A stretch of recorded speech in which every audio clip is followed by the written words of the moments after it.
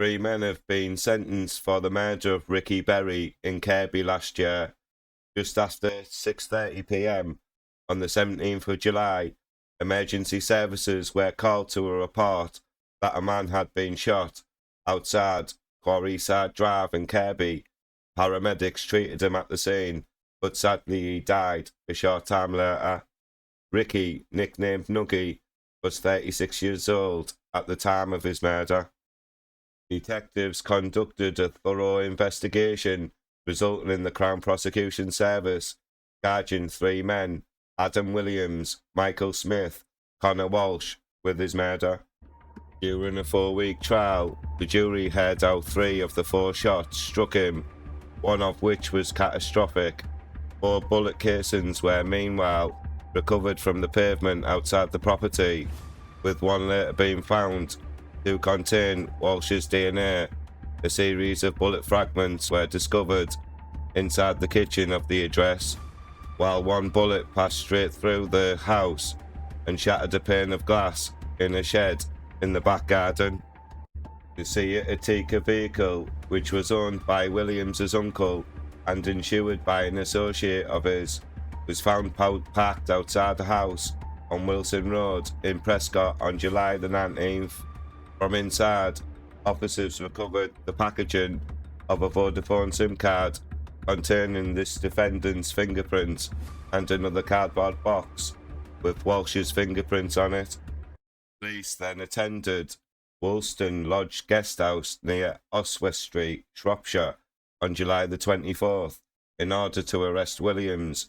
He unsuccessfully attempted to escape by running into some undergrowth at this time, but subsequently remained silent under interview. Walsh, meanwhile, handed himself in at Copy Lane Police Station on July the 31st and was also detained on suspicion of Mr. Berry's murder. He went on to tell detectives that he knew Nuggy and never had any falling out with him. The 26-year-old of Simonwood Lane described Williams as a childhood friend, but claimed that he could not remember the last time that he spoke to him. Walsh also stated he owed his co-defendant a drug debt amounting to thousands of pounds and said that their phone contact was to do with the supply of cocaine. He also maintained, "I know I weren't in that car." Mr. McLachlan, however, labelled this amount a cock and bull story. Walsh was subsequently released on bail before being arrested again at his home address on the afternoon of August the 7th in his second set of interviews at Belleville Police Station, during which he was questioned about his DNA being located on the bullet casing and the cardboard box containing his fingerprints. He gave no reply.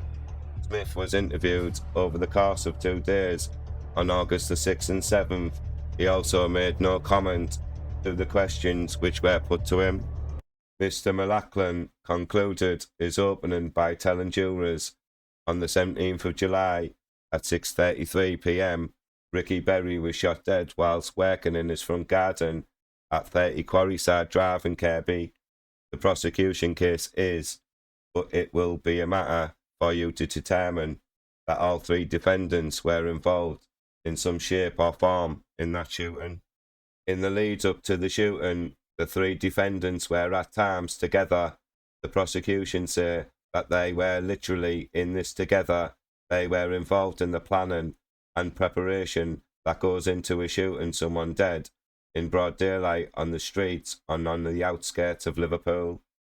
It is coincidence that car goes past that location at that time, bearing in mind what is going on to happen 6 minutes later, bearing in mind what the DNA shows.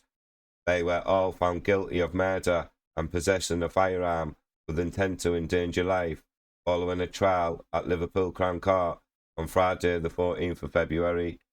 Tuesday the 18th of February, they were sentenced at Liverpool Crown Court and each received the following. Adam Williams, 26, of Hamblett Crescent in St Helens, received a life sentence with a minimum of 31 years in prison. Michael Smith, 27, of No Fixed Address, Kirkby, received a life sentence with a minimum of 31 years in prison. Connor Walsh, 26, of Salmon Woods Lane, Northwood, Kirkby, received a life sentence of 30 years in prison. Detective Inspector Kath Cummins said, "Firstly, I would like to convey our sincere condolences to Ricky's family, and I hope this conviction will give his family some sense of justice against those who took his life away. There is no room for guns on the streets of Merseyside, and we will do everything within our power to ensure those responsible are brought to justice. My message to those involved in gun crime and serious organised crime is clear. Merseyside Police will never rest. We are relentless in our pursuit of those involved in organised crime." Please like this video, please comment, and don't forget to subscribe. Thank you.